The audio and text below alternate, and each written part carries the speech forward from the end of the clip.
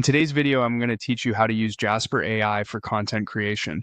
By the end, you'll know how to move from a blank page to a polished draft using Jasper's home view and the Ask Jasper tool, with a clear example you can reuse for your own projects. First, open the Jasper app and head to the home view. Once you're on the dashboard, make sure you're actually on home in the left sidebar. This is your starting point for quick prompts, recent projects, and shortcuts to generate content fast. If your screen looks busy, don't worry. Home is designed to centralize everything, so you're in the right place. Next, look for the Ask Jasper Anything field. This is where you'll talk to Jasper in plain language. Think of it as your creative command center. The clearer your request, the better the draft you'll get back. So take a moment to consider what you want before you type. Now, type your prompt. For this walkthrough, we'll use a prompt that demonstrates structure, audience, and length all at once. You're going to enter, write a 700-word blog post about starting a small online business in the Philippines, beginner-friendly, include 5 tips and examples.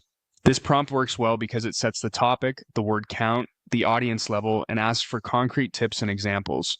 If you were doing this for another niche, you'd keep the same structure and swap in your details. When your prompt looks good, click send or just press enter. Jasper will analyze your request and start drafting. Give it a few moments. Generation speed can vary based on complexity and your connection. While it's processing, remember that clarity and specificity in prompts usually save time on edits later. As options appear, choose the one you want by clicking Use. This confirms the direction and brings the draft into the workspace where you can continue. Then click Generate Now to have Jasper produce the full post. This step turns your approved direction into a complete, coherent article. Once the content appears, scan it for accuracy, tone, and relevance to your audience. Jasper handles structure well, but your brand voice and any local nuances are best added by you. If you need tweaks, adjust the prompt slightly and regenerate, or edit directly in the workspace. And that's it.